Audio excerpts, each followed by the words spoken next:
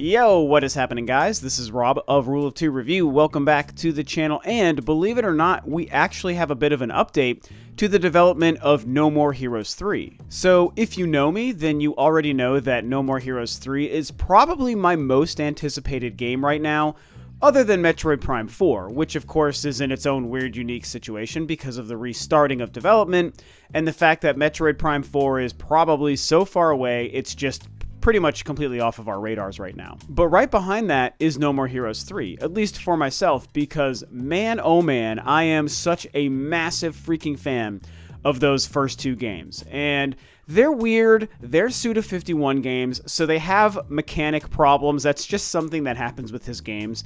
And sure, it's the kind of thing that maybe you could say should make it a bad game, or a game that people shouldn't really fall in love with, but I can't help it. I love the guy's games, and No More Heroes 1 and 2 are pretty much two of my favorites that he's ever made. The first one's one of my all-time favorite games.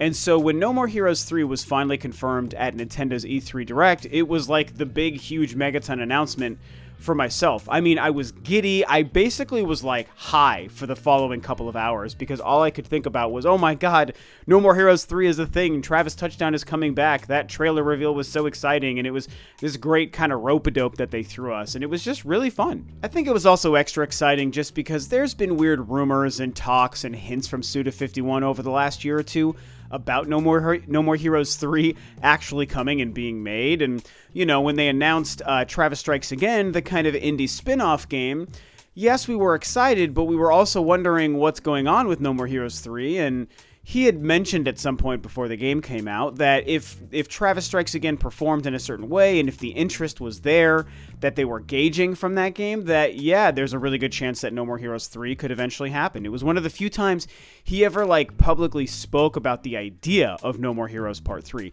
And it was really exciting, but it also felt like kind of a carrot being dangled in front of us, and something that had a really good chance of never happening, so it kind of, stung, you know? Like, my heart almost hurt hearing him talk about it because I was so worried we were going to be in a situation where the game would never exist, and it would be something I would be pining for forever and never actually see.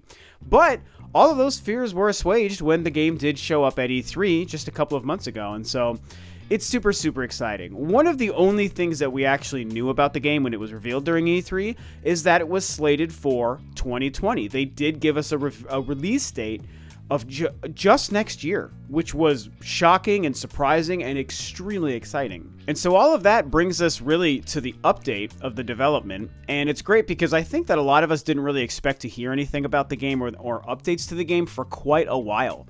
And luckily, just this week, one of the live streams that Suda51 does every once in a while actually touched on that, and he had just a couple of really small but fairly significant updates to what's going on with the game, as well as a tease about remasters of the original two games. This is crazy exciting. So this comes from a report on a website called Japanese Nintendo, and essentially they kind of summarize some of what he said from that live stream. And of course, the main gist of the update and what he stated is that No More Heroes 3 is apparently already 50% complete.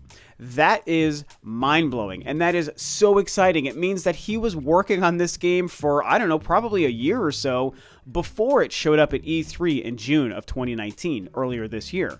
And I think that, you know, at least I can speak for myself here, and maybe for a lot of you, when we saw the game revealed, I had a sneaking suspicion that it was probably really early in development. They didn't have any gameplay, they didn't really have much to show or to say. They had this kind of really awesome Travis Touchdown focused CG trailer that just confirmed the game and confirmed that it is Part 3. And that was it. And that was all I needed, don't get me wrong, but I also took that as, yeah, they probably are pretty early in development. This game is going to be far off. Then they showed the 2020 date, and it's like, okay, it's probably, you know, farther in development than we think, but it's still probably going to be the end of 2020. It's still probably not too far in development. But here, Suda says that the game is 50% done. That is crazy. There is a great shot that in maybe an early Nintendo Direct in 2020, they show more details about the game, give us some gameplay, and maybe give us an official release date that could be summer. I mean, at this point, that's just this random idea in my head, I don't know, summer 2020. Does that make sense? Maybe, maybe not. It doesn't seem like the kind of game that they would want to release during the big holiday Christmas shopping season, because I don't know that it would be that kind of a seller for that season, I think that it could do well in one of those weird spring or summer months when there's not usually a lot of big games releasing around it. And if it has like a month to itself, like Nintendo likes to do sometimes, then it could really shine. If you think about it, for a couple of years now, Nintendo has liked to take big exclusive games, whether they're first party or third party, and kind of release those as like the big game for that month. It's something that they do often, and I would love to see that happen with No More Heroes 3, give it all that attention for the month. And I know I'm going to buy it and probably love it, but I would like to see it be successful and be a successful for the brand of No More Heroes, for Travis Touchdown. I think a lot of people who've never played these games and have maybe wondered about them will obviously try it because suddenly this big new game comes to the Switch. Now, the other update here is a weird one, but also potentially exciting, and they basically also touched on the fact that they are, in their words, quote, trying to bring No More Heroes 1 and 2 over to the Switch 2. And they mentioned that some of the struggles, there's an attempt to get it happening. They're making things happen behind the scenes, but there are still roadblocks or what. And I'm paraphrasing here, but there are still roadblocks or something. So they hope to make it happen, but it's not yet officially going to happen. And I don't know really what that means. I mean, first and foremost, let's talk about this. Bringing No More Heroes 1 and 2 over to the Switch and porting those over is incredibly exciting and something that gets me super jazzed. And I obviously own those two games already, so I don't need them because I already have them and have played them. But if this is something where they're going to release this cool retail package of the two games together, maybe they're going to give them an HD polish like a remaster, maybe they even just add a bunch of stuff, add a bunch of content, treat them almost like remakes. I mean, who even knows? But if they do something like this, it's going to be great for the No More Heroes brand, because I do think a lot of people will play these games, similar to No More Heroes 3, who've always heard about them and wondered, and will suddenly have renewed interest, because at this point, if you put anything on the Switch, people are going to buy it and play it, which is obviously very great. And so we look at what they're saying here about, trying to bring these games over, but not being able to succeed. And it's weird. It is hard to figure out what they mean. I think it means one of two things. One is maybe, on the technical side, whatever they have to do to port those games over must be a struggle.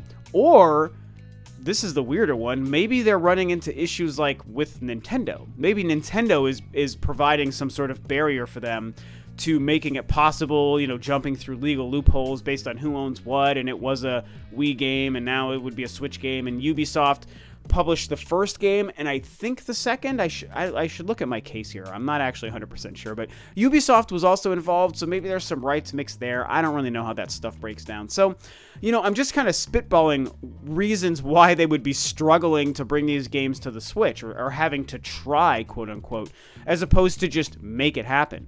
Normally, I would think, oh, the company who made these games decides to bring it from X system to Y system, and so they're just going to do it because they've decided. But instead, they talk about this attempt that they're trying to make happen. It's very, very strange. Also, it should be noted that I don't think it's going to have anything to do with the motion controls, because they already proved with No More Heroes 1 that they can make a version of the game that doesn't require the motion controls of the Wii Remote and Nunchuck, even though that was the best way to play the game and do the cool beam katana moves and the wrestling moves and stuff. But when they released No More Heroes Heroes Paradise, the HD port to the PlayStation 3, they made that with no motion controls in mind. You're just using your analog sticks to do those moves, and it was fine, I guess. It worked. And so, maybe they could make Joy-Con controls as well as just regular analog stick controls, so it could be played portably. It makes sense to me. So I don't know what their struggle is when they talk about bringing it over.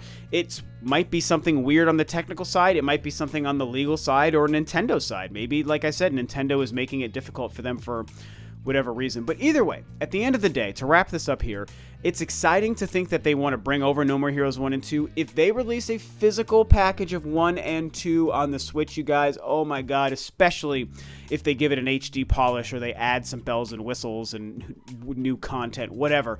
So exciting. Maybe they would even do it and package it with Travis Strikes Again. That would be kind of cool, even though I have that game as well. So either way, that's what's going on. 50% done with No More Heroes 3, you guys. Pretty soon, in a couple of months, when we get a little bit closer here, I plan on making a video kind of detailing what I want out of the game, or some of my theories and predictions for story and gameplay mechanics, because I got a lot of ideas, and I am over the moon excited for No More Heroes 3. Like, it is the game for me. I just cannot freaking wait to finally find out more about this game. It's a game that, for the last 10 years, we never thought we were going to see. I never thought we would see a third Travis Touchdown No More Heroes game, not counting Travis Strikes Again. And here we are. The thing is real, and I'm just so pumped. So I will make a video about that stuff in the future. And so that's what's going on. That's the quick update to No More Heroes 3, 50% done, and possible No More Heroes 1 and 2 port to the Switch. This is great news. What do you guys think about all this? Are you hyped for it like I am? Are you curious because you've never played it? Whatever you feel, talk about it below. And with that, this video is a wrap. Thanks, of course, as always, for tuning in, guys. This is Rob of Rule2 Review, and I'll catch you next time on another video.